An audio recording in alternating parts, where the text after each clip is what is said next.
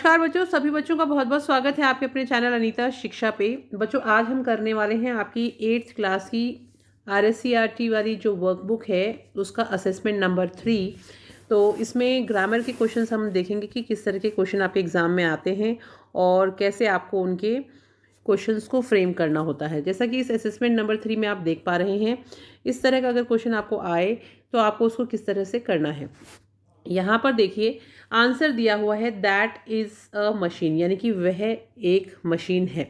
तो क्योंकि यहाँ पे दैट यानी वह से उत्तर दिया गया है तो क्वेश्चन भी जो बनेगा उसमें वह आएगा। तो दैट इज़ अ मशीन का मतलब होता है वह एक मशीन है। तो जब हम इसका प्रश्न बनाएंगे तो हम ये प्रश्न बनाएंगे कि वह क्या है। तो क्वेश्चन बनेगा व्हाट इज़ दैट। उसी तरह से नेक्स्ट देखिए, जब दिस से आंसर दे रखा हो, यानी this is a paint brush, this का मतलब होता है यह एक पेंट ब्रश है। तो क्वेश्चन भी हम यह से ही बनाएंगे कि यह क्या है। तो उसके लिए हम लिखेंगे व्हाट इज़ दिस। वह क्या है के लिए हम बोलते हैं व्हाट इज़ दैट, और यह क्या है के लिए बोलेंगे व्हाट इज़ दिस। आगे हमें क्वेश्चन मार्क लगाना है, यहाँ पे लगाया हुआ है इसलिए आपको लगाने की ज़रूरत नहीं है। आगे चलिए, आगे एक क्वेश्चन और दे रखा है, आंसर दिया हुआ है this is a tool box, यानी कि यह एक टूल बॉक्स है। तो क्वेश्चन बनेगा व्हाट इज़ दिस, यानी यह क्या है। आंसर देखिए दिया हुआ है that is an empty glass. Empty का मतलब होता है खाली, कि वह एक खाली ग्लास है। तो क्वेश्चन बनेगा व्हाट इज़ दैट, यानी वह क्या है, वह एक खाली ग्लास है।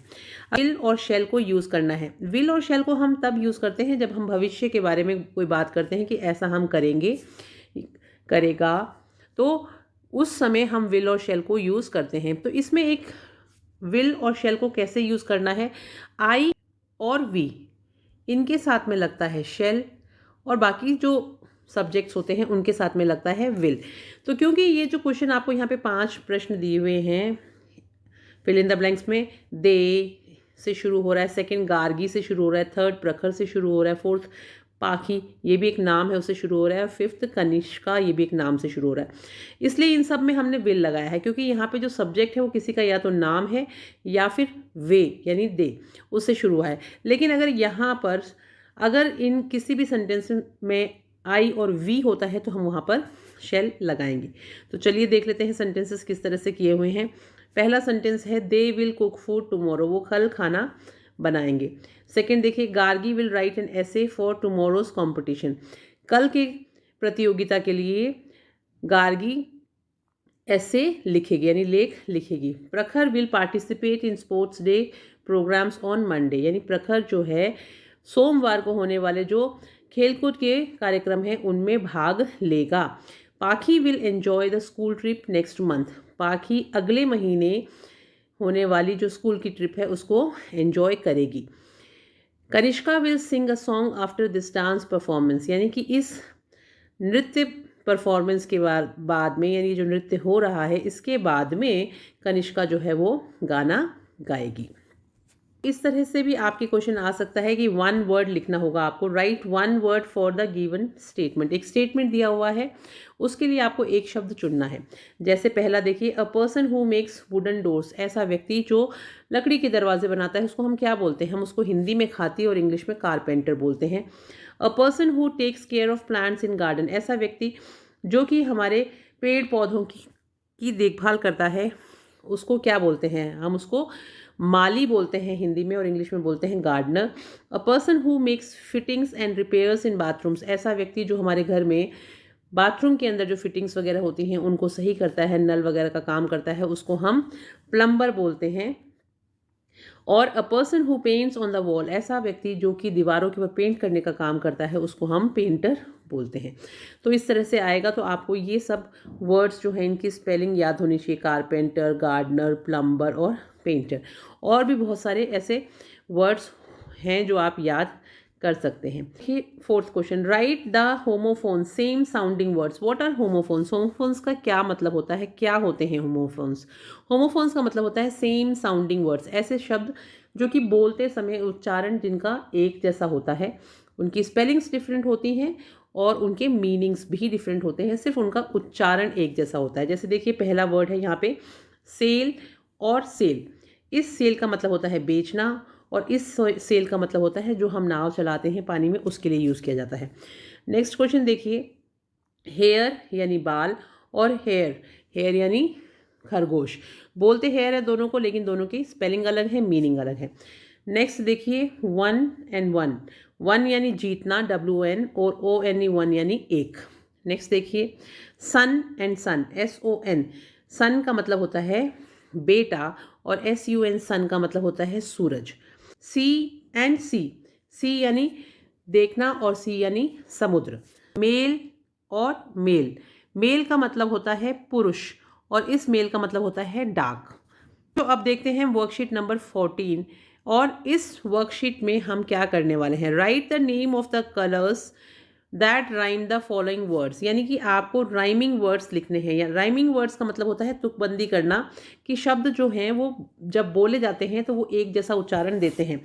जैसे देखिए, ग्लू के साथ हमने मैच करा ब्लू, ग्लू के साथ हमने मैच करा blue, right, fight, bite, kite, है ना।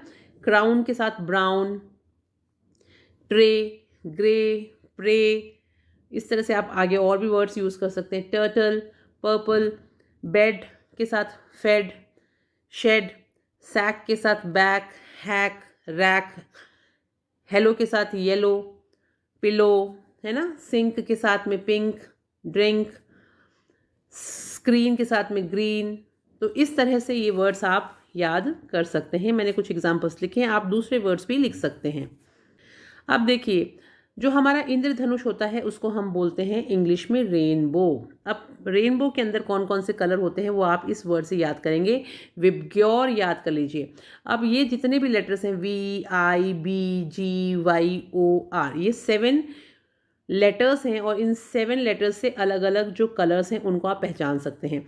तो अब अगर आपको विबग्योर याद होगा तो आप बता सकते हैं कि V से वायलेट होता है, I से इंडिगो होता है, B से ब्लू, G से ग्रीन, Y से येलो, O से ऑरेंज और R से रेड यानी लाल। देखिए, read the names of the fruits and vegetables in column A and match them with their colour in column B। Make a sentence on each in column C। यानी कि ये जो A number का जो डब्बा सब है, यहाँ मैं बना देती हूँ। इसमें A में क्या दिया हुआ है, यहाँ पर आपको सब्जियों के नाम और फलों के नाम दिए हुए हैं, और B में यहाँ पे आपके कलर्स दिए हुए हैं कि उनका रंग कैसा होता है, वो आपको मैच करना है। टोमेटो लाल होता है, यानी टमाटर लाल होता है। बीन्स ग्रीन होती हैं। ब्रिंजल यानी बैंगन जो है वो पर्पल कलर का होता है। पपाया यानी पपीता जो है वो पीला होता है। और ऑरेंज यानी संतरा ऑरेंज कलर का होता है। तो इस तरह से आप इसको मैच करेंगे और फिर इनके सेंटेंस भी बनाने हैं, जैसे कि यहाँ पे साइड में बनाए हुए हैं।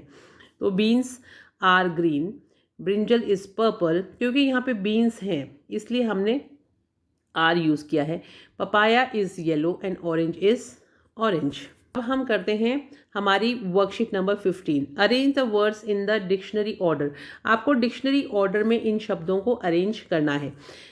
आप जब डिक्शनरी में कोई भी वर्ड यूज़ करते हैं तो सबसे पहले A से लेके Z तक इस तरह से उसमें शब्द दिए होते हैं। कोई भी शब्द आप उसमें ढूंढ सकते हैं, लेकिन इतने सारे शब्द होते हैं, कौन से शब्द को आप ढूंढेंगे, कैसे पता चलेगा कि कहाँ पे मिल सकता है वो शब्द। बहुत मोटी होती है डिक्शनरी अगर आपने यूज़ की हो तो, इसीलिए उसको समझने के लिए हम एग्जाम्पल देखते हैं।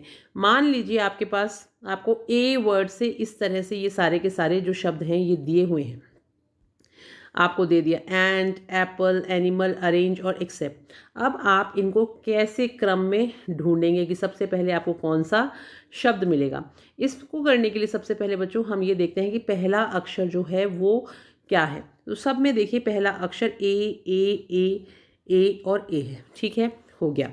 उसके बाद में हम देखेंगे सेकेंड जो लेटर है यानी दूसरा अक्षर है वो क्या है।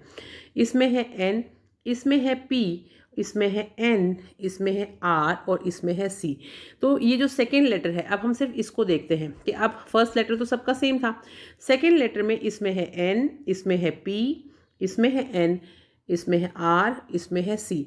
अब इन लेटर्स को आप देखिए कि सबसे पहले कौन सा आता है ABCD में।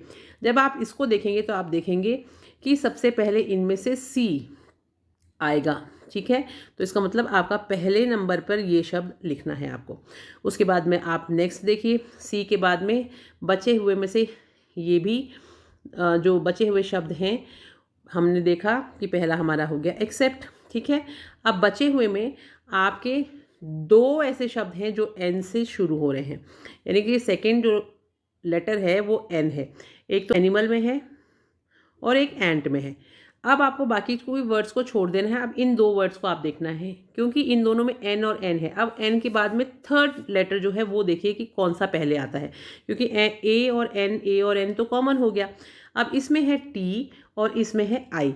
अब टी और आई में से आपको देखना है कि कौन सा पहले आता है। तो आई वाला वर्ड पहले आता है, इसलिए हमारा जो एनिमल है वो आ जाएगा सेकेंड नंबर पे और थर्ड नंबर पे आ गया हमारा एंट। अब बच गया एप्पल और ऑरेंज। अब आप देखिए पहला लेटर दोनों में जो था वो हमारा ए था, दूसरा इसमें पी है और इसमें आर है। पी और आर में से पी पहले आता है, आर बाद में आता है। तो इसका मतलब कि तीन वर्ड होगा वो होगा एप्पल और ऑरेंज। तो इस तरह से आपको इनको क्रम में लिखना है। बाकी के जो आंसर्स हैं वो मैंने लिख दिए हैं, लेकिन आप उनको खुद करने की कोशिश करिएगा। सारे के सारे जो आंसर्स हैं उनको नोट कर सकते हैं, जैसे cat, cattle, cake, cotton, camera. तो इसमें केक पहले आएगा, फिर कैमरा आएगा, फिर कैट, कैटल, कॉटन। आप यहाँ से इसको देख लीजिएगा। Worksheet number 16।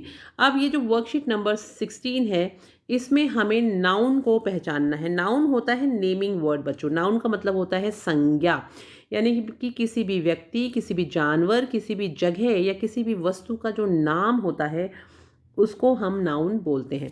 तो उसको समझाने के लिए यहाँ पर आपको ऊपर लिखा हुआ दिख रहा है पीपल, यानी लोग। तो लोगों में आप कोई भी नाम लिख सकते हैं। एनिमल में किसी भी जानवर को के बारे में लिख सकते हैं, जानवर का नाम लिख सकते हैं। प्लेस में जगह लिख सकते हैं और थिंग में कोई भी वस्तु का नाम लिख सकते हैं। मैंने ऐसे ही रैंडमली लिखा है अपने मन से। आप अपने मन से किसी भी व्यक्ति का नाम यहाँ पे लिख सकते हैं, किसी भी जानवर का नाम यहाँ पे लिख सकते हैं, किसी भी जगह का नाम लिख सकते हैं यहाँ पे, और किसी भी वस्तु का नाम इस जगह पे लिख सकते हैं। कि नेमिंग वर्ड्स यानी जो नाम होता है किसी भी वस्तु, व्यक्ति, जगह के नाम को हम क्या कहते हैं? संज्ञा कहते हैं। The naming words from the list and put them into the correct group. अब यहाँ पे कुछ नाम आपको दिए हुए हैं, उनको आपको एक इन सब को में से छांट के आपको इनको लिखना है कि पर्सन और पीपल यानी किसी व्यक्ति या लोगों का जो नाम है वो आपको इस कॉलम में लिखना है। जो जगह के जो नाम है वो आपको प्लेस वाले कॉलम में लिखने। एनिमल और वर्ड्स आपको यहाँ लिखने, और जो थिंग है यानी चीज़ें हैं वो आपको यहाँ लिखनी है। मैंने यहाँ पे आंसर आप सामने लिख दिया है, आप यहाँ से देख लीजिएगा। सर्कल फॉर पर्सन यानी कि जो पर्सन है, इस ये जो नीचे जो क्वेश्चन दिया गया इसमें जो भी व्यक्ति का नाम है उसके आगे आपको एक गोला बनाना है, और त्रिभुज बनाना है यानी ट्रायंगल बनाना है जो भी जगह है उसके आगे, और इस तरह से आपको रेक्टेंगल बनाना है जो भी चीज़ों के नाम हैं उनके आगे। तो अब हम उदाहरण के लिए देखिए, सोनल एक व्यक्ति का नाम, लड़की का नाम है, इसलिए हमने यहाँ पे एक सर्कल बनाया। कोटा जगह का नाम है तो हमने यहाँ ट्रायंगल बना दिया। बैग वस्तु का नाम है तो यहाँ पे हमने ये जो रेक्टेंगल है वो बना दिया। उसी तरह से बाकी की आप कर लीजिएगा आंसर। नेक्स्ट देखिए वर्कशीट नंबर 17। वर्कशीट नंबर 17 में आपको क्या करना है? Find the opposites of the following words from the words search box and fill in the blanks. अब यहाँ पे आपको एक डब्बा बना हुआ है जिसमें बहुत सारे शब्द बने हुए हैं। इसमें से आपको शब्द ढूंढने हैं और उनको फिर नीचे लिखना है। ये देखिए, ये फैट मैंने ढूंढा, एक यहाँ पे शॉर्ट ढूंढा, यहाँ पे क्वाइट ढूंढा, यहाँ पे एम्प्टी ढूंढा, और यहाँ पे बिफोर ढूंढा, यहाँ पे लव ढूंढा, और अगर हम इस तरह से लंबाई में चलें तो यहाँ पे BLAC के ब्लैक ढूंढा। तो ये शब्द मैंने ढूंढे, और ये सब जो शब्द हैं वो क्या हैं? ये जो नीचे जो शब्द दिए हुए हैं यहाँ पर उन सब के विलोम शब्द हैं ये ऊपर। तो पहला जो वर्ड था वो था हमारा थिन, इसका मतलब होता है पतला, तो इसके लिए जो ऑपोजिट होगा यानी मोटा, तो फैट हमने इजीली ढूंढा यहाँ पर। दूसरा है वाइट, वाइट यानी सफ़ेद, उसका उल्टा होता है काला, तो वो हमें यहाँ मिल गया। आफ्टर यानी बाद में, उसका उल्टा होता है पहले, तो हमने बिफोर जो है वो यहाँ ढूंढा। टॉल का मतलब होता है लंबा, उसका उल्टा होता है शॉर्ट यानी छोटा, तो वो हमने यहाँ ढूंढा। हेट का मतलब होता है नफरत करना, लव का मतलब होता है प्यार करना, तो हमें लव यहाँ मिला। और लास्ट वाला जो है नॉइसी यानी बहुत ज़्यादा शोर शराबे वाला, उसके लिए हमने ढूंढा क्वाइट यहाँ पर। तो आप इनको याद कर लीजिएगा क्योंकि ऑपोजिट वर्ड्स में ये पूछे जा सकते हैं। The similar words of the following words from the box. अब सिमिलर वर्ड्स का मतलब होता है पर्यायवाची शब्द। तो अब आपको पर्यायवाची शब्द सिमिलर वर्ड्स ढूंढने हैं, यानी कि ये जो शब्द दिए हुए हैं यहाँ पर, इन शब्दों को आपको इनके सामने लिखना है कि कौन सा शब्द किसके साथ सही बैठेगा। तो देखिए, लवली हमने लिखा ब्यूटीफुल के आगे, क्योंकि ब्यूटीफुल का मतलब होता है खूबसूरत और लवली का मतलब भी होता है प्यारा, तो दोनों मिलते जुलते शब्द हैं। मॉडर्न यानी न्यू, अनहैप्पी यानी सैड उदास, बिग यानी बड़ा, ह्यूज मतलब भी बड़ा, फो यानी दुश्मन, एनिमी यानी दुश्मन, हैप्पी यानी खुश और ग्लैड यानी खुश। तो इस तरह से ये इनके पर्यायवाची शब्द हो गए। तो दो तरह के होते हैं वर्ड्स, सिनोनिम्स यानी सेम वर्ड्स जो कि पर्यायवाची होते हैं, दूसरा होता है एंटोनिम जिसको हम बोलते हैं विलोम शब्द यानी ऑपोजिट वर्ड्स। यहाँ पर देखिए असेसमेंट नंबर 4 यहाँ पर है। इसमें क्या दिया हुआ है आपको, right a sentence using given words. यहाँ पे 2 शब्द दिए हुए हैं, इनको काम में लेते हुए यानी इस्तेमाल करते हुए आपको वाक्य बनाना है। मैंने बहुत सिंपल बनाए हैं, आप कुछ और भी वाक्य बना सकते हैं अगर आपको आपके दिमाग में कोई शब्दों के अनुसार कोई सेंटेंस हो तो। एप्पल और रेड से मैंने बना दिया this Apple is red. Kite और येलो से मैंने बना दिया this kite is yellow. Vegetable and green से मैंने बना दिया वेजिटेबल इज़ ग्रीन। ऑरेंज और जूस से मैंने बना दिया आई लाइक ऑरेंज जूस या जूस इज़ ऑरेंज। ब्रिंजल और पर्पल से मैंने बना दिया ब्रिंजल इज़ पर्पल। ठीक है, तो आप कुछ और बना सकते हैं, आपको सिंपल सेंटेंसेस बनाने हैं। हमने जो डिक्शनरी में से शब्दों को ढूंढा था उसी तरह से अब हमें यहाँ पर ये बहुत सारे वर्ड्स दिए हुए हैं।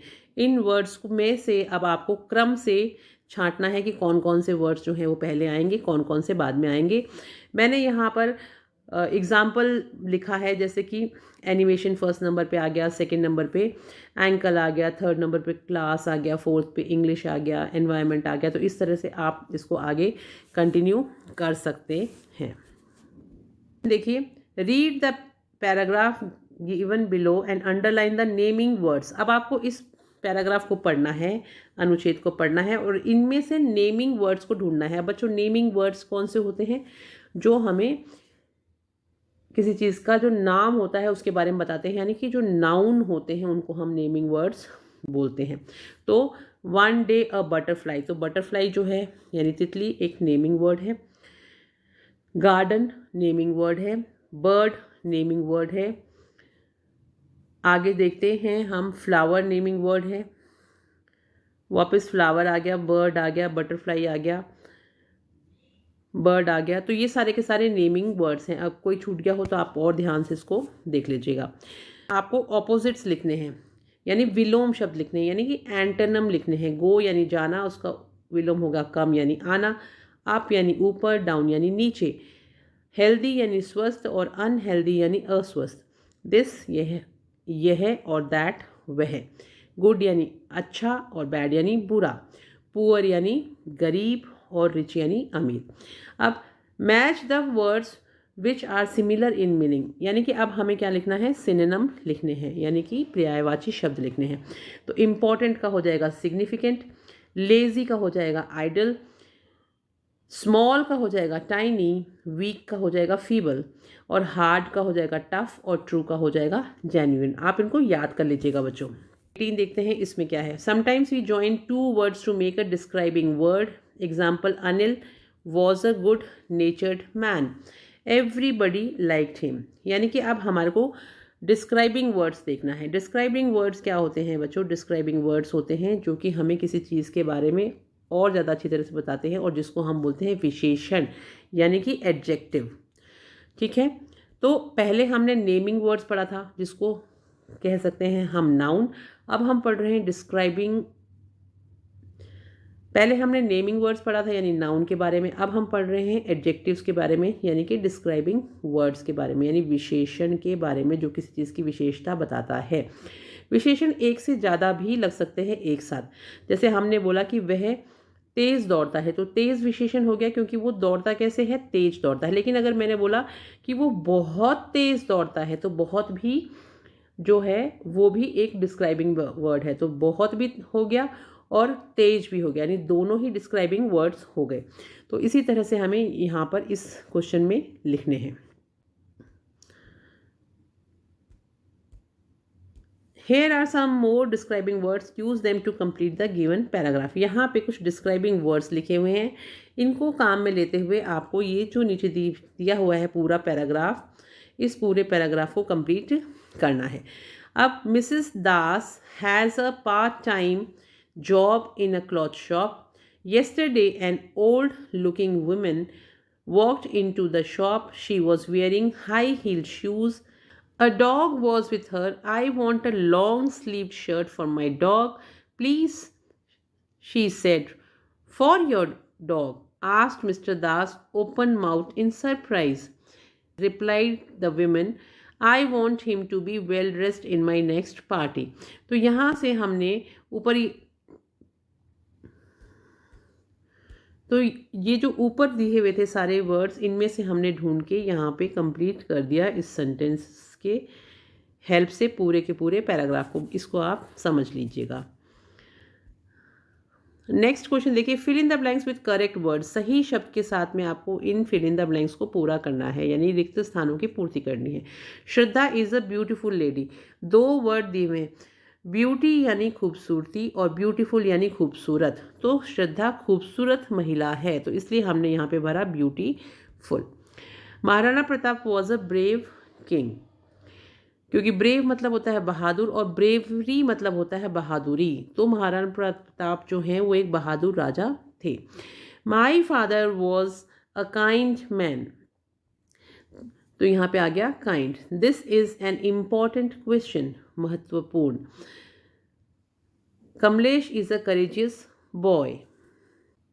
वर्कशीट नंबर 19 देखिए, यहाँ पर आपको बच्चों एंड, बट और बिकॉज इन तीनों शब्दों को यूज़ करके इन सेंटेंसेस को कंप्लीट करना है.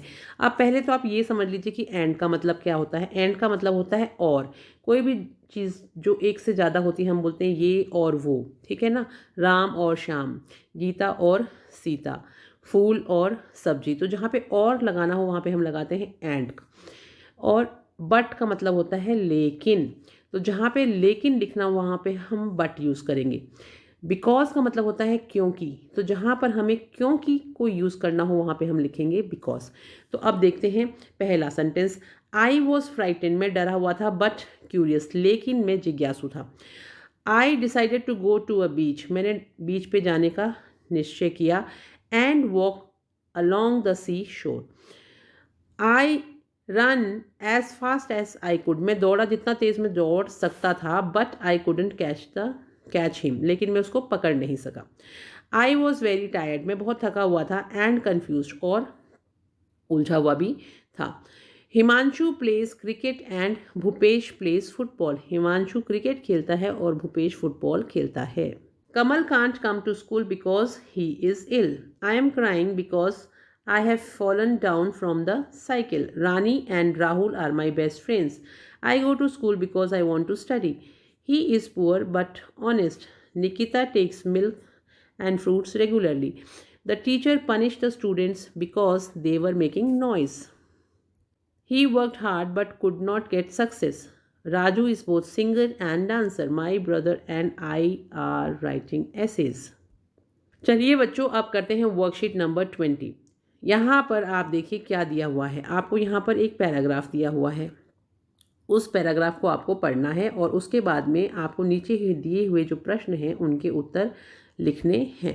तो यहाँ पर देखिए, read the paragraph and answer the questions given below. तो सबसे पहले इस पूरे पैराग्राफ को, अनुच्छेद को पढ़िए और फिर नीचे दिए हुए इन प्रश्नों के उत्तर आप इसमें से ढूंढ के लिखेंगे.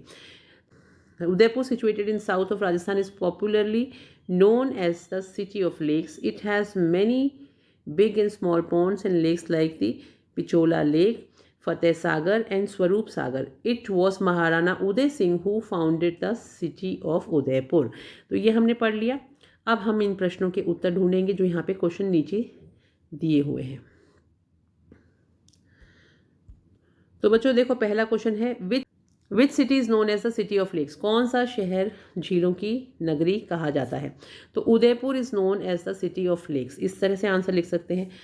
अगर आपको समझ में नहीं आ रहा तो सिटी ऑफ लेक्स कौन सी जगह है, यानी कि झीलों की नगरी कौन सी जगह है, तो क्योंकि ये जो शब्द है सिटी ऑफ लेक्स आपको इस पूरी पैराग्राफ पे इस पहली पंक्ति में मिला है।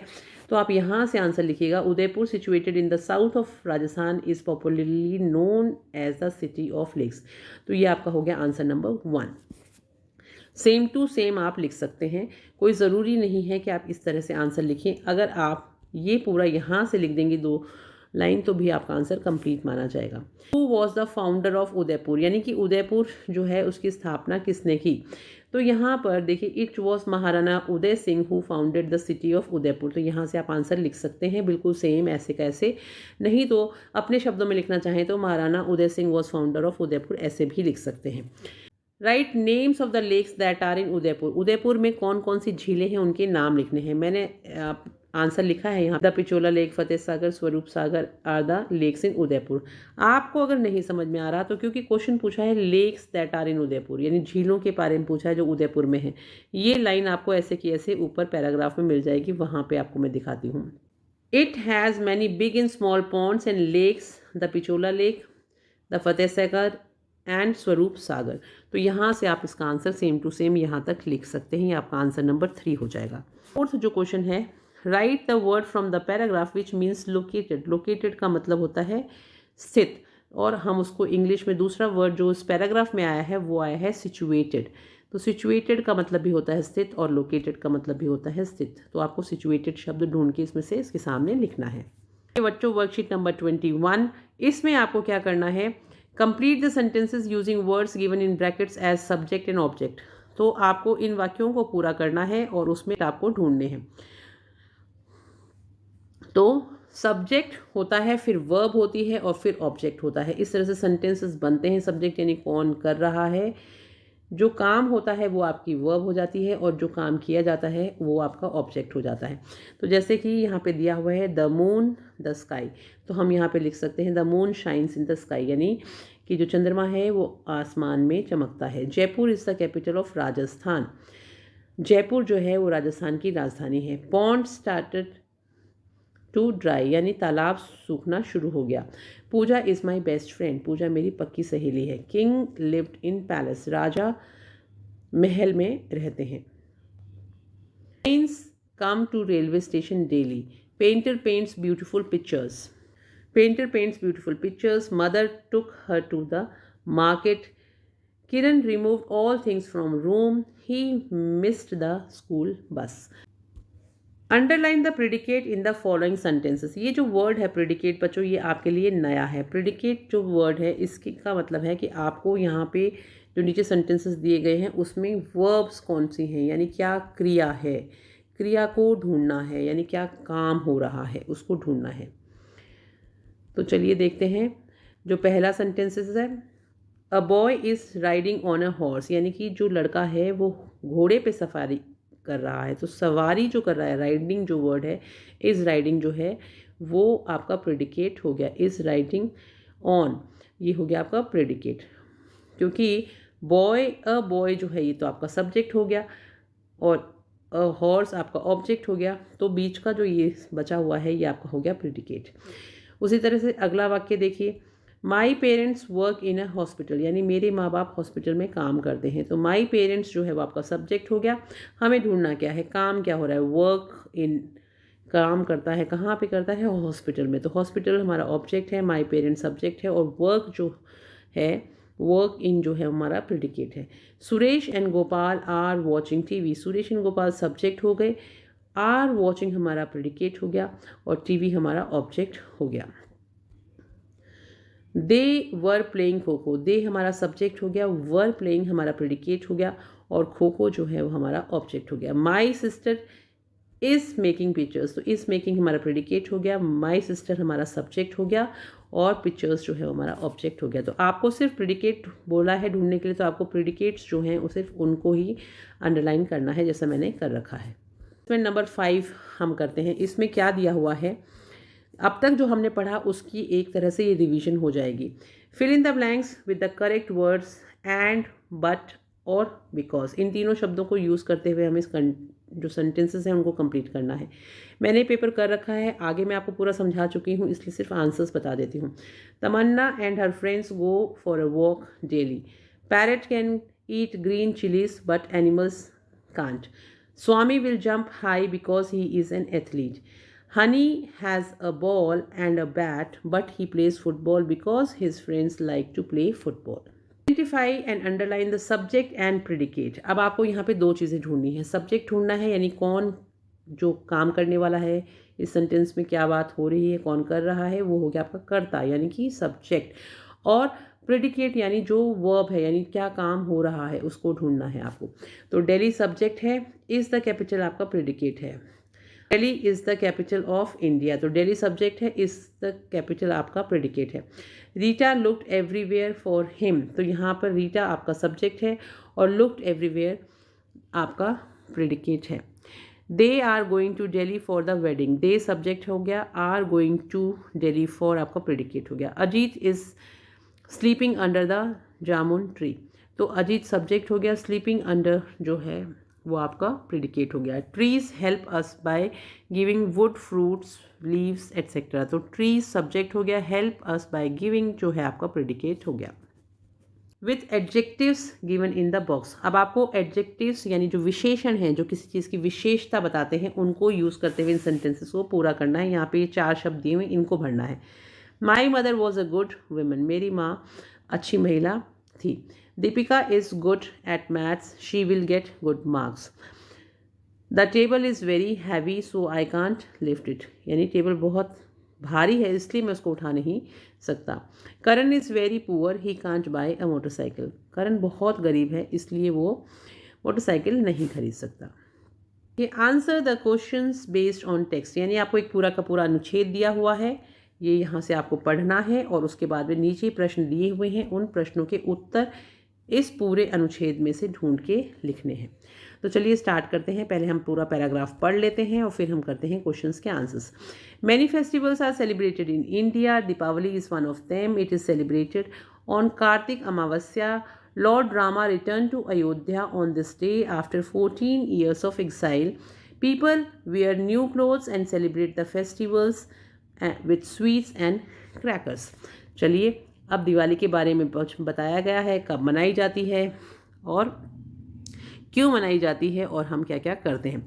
तो क्वेश्चन देखिए, व्हेन इज़ दिवाली यानी दीपावली सेलिब्रेटेड, कब मनाई जाती है। यहाँ पे आंसर देखिए, it is celebrated on Kartik Amavasya, यहाँ से देख के आंसर लिख दीजिएगा। Who return to Ayodhya on this day, इस दिन अयोध्या कौन लौटा।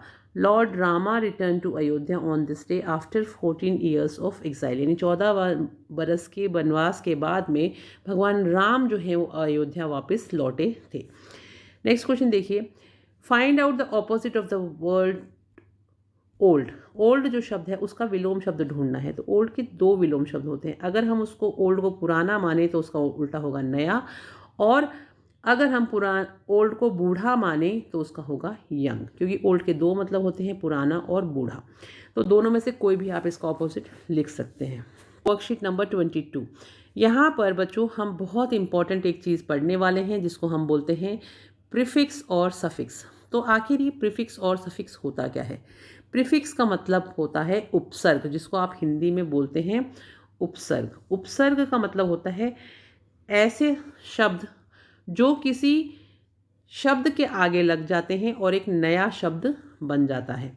तो देखिए, जैसे कि उदाहरण के तौर पर आप लोग स्क्रीन के ऊपर देख पा रहे होंगे, एबल का मतलब होता है सक्षम और हमने उसके आगे जोड़ दिया अन, तो ये बन गया अनएबल। अनएबल का मतलब होता है असक्षम। दूसरा वर्ड देखिए, एग्री का मतलब होता है मानना, कोई चीज़ के लिए एग्री होना, हमने उसके आगे लगा दिया डिस, तो ये जो डिस हमने लगाया ये है प्रीफिक्स। तो डिस और एग्री मिलके बन गया डिसएग्री, यानी कोई चीज़ के साथ में हम डिसएग्री हैं, यानी हम उसको नहीं मानते। लाइक का मतलब होता है पसंद करना और हमने उसके आगे लगा दिया डिस, तो ये बन गया डिसलाइक, तो नापसंद करना। अगला देखिए, वर्ड है हैप्पी। हैप्पी का मतलब होता है खुश और उसके आगे हमने लगाया अन, तो ये बन गया अनहैप्पी, और अनहैप्पी का मतलब होता है नाखुश। अगला शब्द है पॉसिबल। पॉसिबल का मतलब होता है संभव और हमने उसके आगे लगा दिया इम, तो बन गया इम्पॉसिबल यानी असंभव। प्ले का मतलब होता है खेलना, उसके आगे हम या तो डिस लगा सकते हैं या री लगा सकते हैं, अलग अलग शब्द बनेंगे। डिस्प्ले भी बन सकता है और रीप्ले भी बन सकता है, तो हमने यहाँ पे लगा दिया रीप्ले। नेक्स्ट देखिए प्लेस, प्लेस के आगे हमने लगाया मिस, तो ये बन गया मिस प्लेस। इम्पॉर्टेंट यानी महत्वपूर्ण, उसके आगे हमने अन लगा दिया तो ये हो गया हमारा अनइम्पॉर्टेंट यानी अमहत्वपूर्ण। तो सारे के सारे जो वर्ड्स यहाँ पे लिखे हुए हैं डिस, इन, इम, अन, इम, री, इम, ये सारे के सारे जो शब्द होते हैं ये सारे के सारे होते हैं हमारे प्रीफिक्स। प्री मतलब होता है पहले और फिक्स यानी लगाना, जो शब्द के पहले लगा दिए जाते हैं और एक नया शब्द बनता है और वो मीनिंगफुल वर्ड होता है। Choose the correct prefix from the box and make a new word, यानी कि यहाँ पर ये सारे के सारे प्रीफिक्स दिए हुए हैं डिस, री, अन, इर, मिस, इम, एक्स, ट्राई और इन, इनको इस्तेमाल करते हुए नीचे ये जो सारे शब्द दिए हुए हैं इन शब्दों के आगे आपको लगाना है और नया शब्द बनाना है। तो हमने बनाया है, देखिए पहला जो वर्ड है करेक्ट, तो करेक्ट के आगे हमने लगा दिया इन, तो ये हो गया इनकरेक्ट। दूसरा वर्ड है एबिलिटी, तो इसमें हमने लगा दिया इनएबिलिटी। टेक के आगे हमने लगा दिया इनटेक। कलर के आगे बना दिया ट्राई कलर। ऑनेस्ट यानी ईमानदार, उसके आगे हमने डिसऑनेस्ट लगा दिया। Known, unknown, regular, irregular, president, ex president, turn, return और प्योर का हो जाएगा इम्प्योर। तो ये सही सही हमने प्रीफिक्स लगा के नए शब्द बना दिए हैं। अब बच्चों जिस तरह से हम प्रीफिक्स पढ़ रहे हैं यानी जो शब्दों से पहले लगाए जाते हैं जिनको उपसर्ग बोलते हैं, वैसे ही शब्दों के बाद में भी हम कुछ शब्द लगा के नया शब्द बनाते हैं, उसको हम बोलते हैं सफिक्स, जो कि शब्द के बाद में लगाया जाता है। उसको भी अभी हम समझेंगे। और शब्द देखते हैं जो हमने यहाँ पर आपको स्क्रीन पे देख पा रहे हैं। Choose the correct prefix from the bracket and right again. आपको यहाँ पर दो दो यहाँ पे जो प्रीफिक्स हैं वो दिए हुए हैं और इनको यूज़ करते हुए इनके सामने जो शब्द दिए हुए हैं उनमें आपको इनको काम में लेते हुए ये सामने जो शब्द दिए हुए हैं इनके अंदर सही जो प्रीफिक्स है उसको यूज़ करके एक नया शब्द बनाना है। तो चलिए देखते हैं। पहला वर्ड है हमारा एबल, तो हमने इसके आगे अन लगा दिया तो ये हो गया हमारा अनेबल। एग्री के को बना दिया हमने डिसएग्री। लाइक के आगे हमने डिस लगाया डिसलाइक। हैप्पी के आगे आप हमने अन लगाया अनहैप्पी। पॉसिबल के आगे हमने इम लगाया इम्पॉसिबल। प्ले के आगे हमने री लगाया या डिस लगाया, पर यहाँ पे री दिया हो तो आप री ही लगाइए, रिप्ले हो गया। प्लेस के आगे मिस लगाया यहाँ से तो हमारा मिसप्लेस हो गया। इसके बाद में अन लगाया हमने इम्पोर्टेंट के पहले तो ये हो गया अनइम्पॉर्टेंट। ठीक है बच्चों, अगला क्वेश्चन देखिए वापस से। Choose the correct prefix from the box and make a new word. Prefix को ढूंढ के और नीचे नए शब्द बनाने हैं।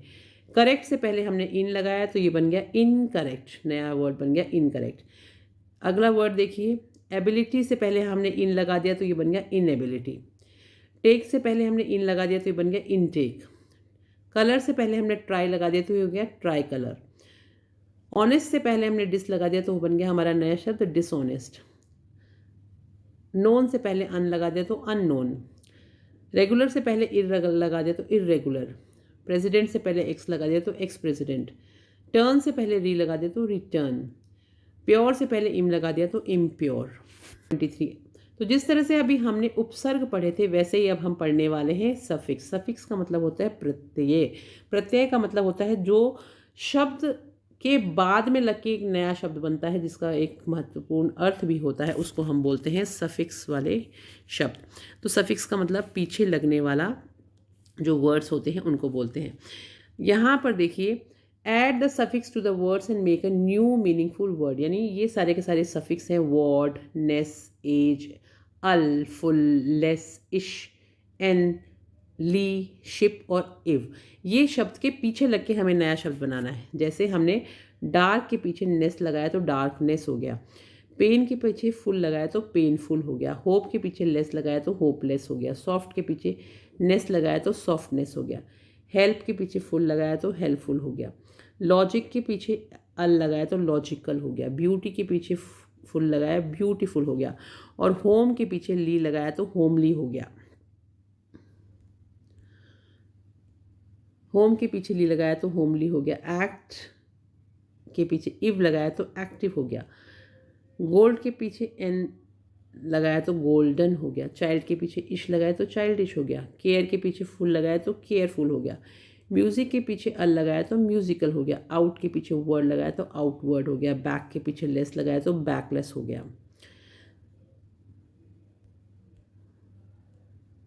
बैक के पीछे लेस लगाया तो बैकलेस हो गया, स्लो के पीछे ली लगाया तो स्लोली हो गया, हैप्पी के पीछे नेस लगाया हैप्पीनेस हो गया, वुड के पीछे एन लगाया तो वुडन हो गया, फ्रेंड के पीछे शिप लगाया तो फ्रेंडशिप हो गया, और फियर के पीछे फुल लगाया तो फियरफुल हो गया। तो ये सब नए वर्ड्स बनाए हमने यूज़ करते हुए सफिक्स को, यानी प्रत्यय को, पीछे लगाने वाले शब्द।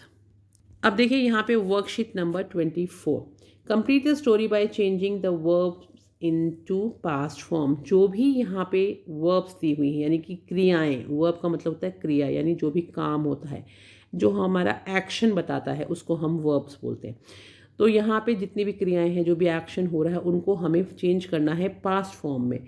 यानी कि 3 फॉर्म्स होती हैं हर वर्ब की, first form, second form, third form, जैसे गो, वेंट और गॉन, राइट, रोट और written.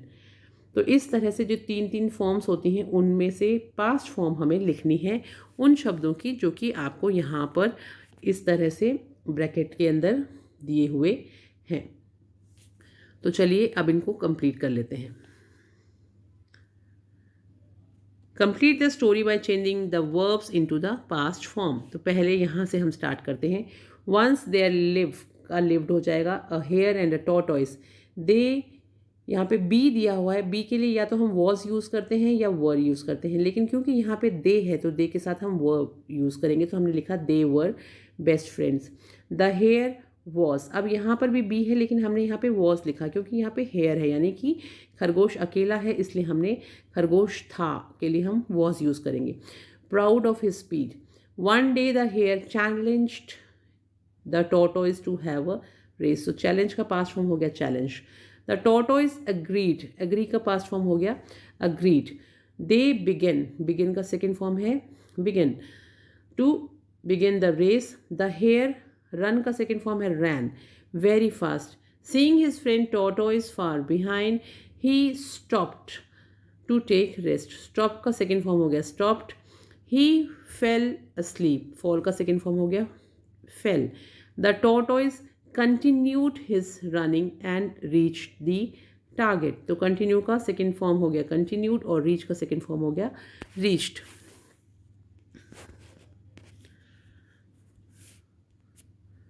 The hare woke up, wake up का सेकेंड फॉर्म हो गया woke up। After some time he didn't find his friend, क्योंकि यहाँ पे do था तो do का जो पास्ट फॉर्म होता है वो did होता है, does का भी did होता है, लेकिन यहाँ पे do not है तो ये did not हो गया।